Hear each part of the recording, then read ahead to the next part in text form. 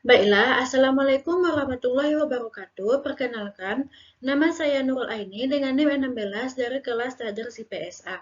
Baiklah, di sini saya akan mempresentasikan tugas saya tentang sejarah intelektual Minangkabau yang berkaitan dengan biografi Syekh Sulaiman Ar-Rasuli. Baiklah, yang pertama itu adalah biografi Syekh Sulaiman Ar-Rasuli. Syekh Sulaiman Ar-Rasuli sewaktu kecil bernama Muhammad Sulaiman bin Muhammad Rasul. Ia juga disapa dengan Buya atau dijuluki dengan sebutan Injak Candong. Panggilan terakhir ini menunjukkan bahwa ia adalah ulama besar yang berasal dari Candong.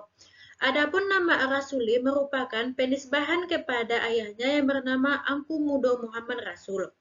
Dalam beberapa buku yang ia tulis, ia juga banyak menuliskan namanya dengan tambahan-tambahan seperti Syekh, Al-Syekh, Maulana, Al-Khalidi kadang digabungkannya. Kadang malah dipakai hanya satu saja.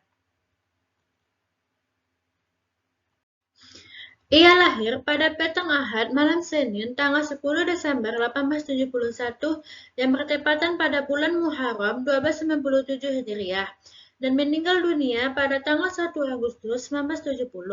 Ayahnya bernama Angku Mudo Muhammad Rasul, seorang ulama tarekat Naksabandi yang disegani di kampungnya dan mengajar di Surau Tengah Canduang. Sedangkan ibunya bernama Siti Buliah, seorang perempuan yang taat beragama dan bersuku Caniago. Jika dilihat dari suku, karena sistem kekerabatan masyarakat Minangkabau bersifat matriarkat, maka Sulaiman bersuku Caniago. Kakeknya atau ayah dari ayahnya juga seorang ulama yang berpengaruh di kampungnya, yaitu Tuan Punan Pahib. Jadi, Sulaiman Ar-Rasuli lahir dari keluarga yang taat beragama dan berpendidikan di tengah masyarakatnya. Pasangan Angku Mudo, Muhammad Rasul dan Siti Buleh tersebut hanya melahirkan dua orang putra. Putra sulungnya bernama Sulaiman, yang bungsu bernama Lajumin Habib, lebih dikenal dengan sebutan Haji Habib Ar-Rasuli. Semasa kecil, Sulaiman sudah dikenal sebagai seorang anak yang pintar, patuh, dan juga santun. Bahkan watak lidernya pun sudah mulai kelihatan, seperti yang diungkapkan oleh putranya Bahrudin Rusli. Ayah bercerita, sewaktu kecil ia juga bermain bersama teman-temannya. Ia selalu jadi ketua ataupun pemimpinnya. Dalam bermain, ia bahkan paling sering mengajak teman-temannya membuat rumah-rumahan dari pelepah pisang dan juga pemping. Bahkan ia tidak suka dengan permainan yang biasa di kampungnya kala itu, seperti permainan peta umpet, permainan bola, mengadu ayam, dan juga binatang yang lainnya. Dari kecil hingga dewasa, ia gerah sekali melihat perilaku masyarakatnya di kampungnya kala itu. Bahkan dalam tulisan syairnya, ia ungkapkan, duduk di canduang berhati gaduh, ilmu pun tidak ada. Ditaruh amal, dibuat semuanya jauh. Doakan Tuan Tolan bersungguh-sungguh. Ungkapan syair ini menunjukkan kegelisahan hati Sulaiman hidup di kampung yang kurang berilmu dan jauh dari amalan-amalan kebaikan. Bahkan, Sulaiman mengungkapkan kalau tidak karena cintanya kepada ibunya, ingin rasanya hatinya meninggalkan kampung untuk menuntut ilmu dan kembali setelah berilmu untuk memperbaiki keadaan masyarakatnya. 2 tahun lebih kurang sebelum cita-citanya pergi ke Mekah terwujud, Sulaiman melangsungkan pernikahan pertamanya dengan seorang perempuan bernama Safiyah, berasal dari kampungnya sendiri yaitu Candong. Melalui istri pertamanya ini, Sulaiman dikaruniai 3 orang anak. Selanjutnya, Sulaiman berpoligami sampai 17 orang. Dari ke-17 istrinya ini, 7 orang di antaranya tidak mempunyai anak, sedangkan dari istrinya yang lain memberikan Sulaiman sebanyak 19 orang anak. Semenjak tahun 1960-an, Inyak Candung yang kemana-mana selalu pergi pakai tongkat itu sudah mulai mengurangi aktivitas kesehariannya. Ditambah, semenjak pensiun dari jabatan Kepala Mahkamah Syariah Sumatera Tengah, Sulaiman lebih sering menghabiskan waktunya di sekolah MTI, masjid, dan juga tiduran. Kondisi seperti ini mungkin dikarenakan faktor usia beliau yang sudah lanjut.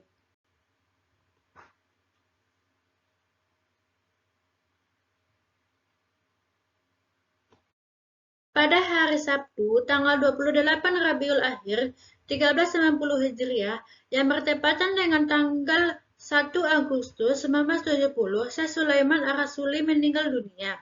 Lebih kurang 6.000 orang pelayat yang hadir dan menghantarkan Sang Buya ke tempat peristirahatan terakhirnya, yaitu di halaman sekolah MTI Canduang.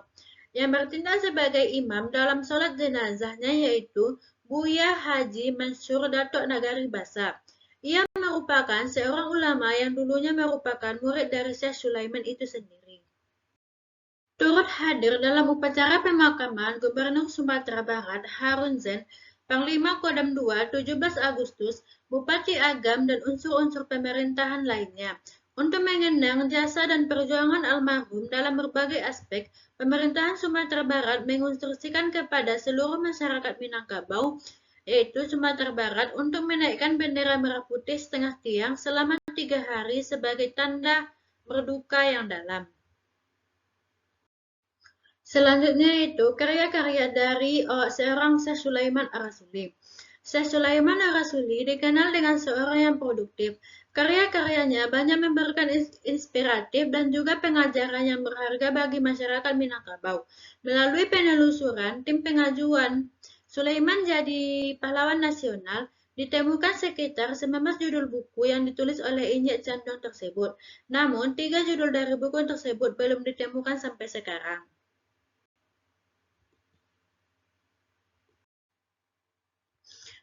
Buku-buku yang ditemukan tersebut diantaranya adalah yang pertama, Pedoman Hidup di Alam Minangkabau menurut Garisan Adat dan Syarak. Buku ini ditulis pada tahun 1938 dengan jumlah halaman 70 halaman yang berisikan nasihat dan nasihat adat dan syarak. Yang kedua yaitu Pertalian Adat dan Syarak Minangkabau. Ditulis tahun 1927, terdiri dari 58 halaman yang berisikan tentang hubungan adat dan syarak. Yang ketiga yaitu Asal Pangkat Penghulu dan Pendiriannya. Ditulis tahun 1927, terdiri dari 35 halaman, berisikan tentang sejarah pangkat penghulu serta perihal tentang penghulu atau pemimpin. Yang keempat yaitu Samrad Al-Ihsan fi Wiladah Al-Ihsan, ditulis tahun 1923, terdiri dari 10 halaman yang berisikan tentang sejarah Nabi. Baiklah, demikianlah presentasi saya pada kesempatan kali ini. Saya akhiri dengan mengucapkan Assalamualaikum warahmatullahi wabarakatuh.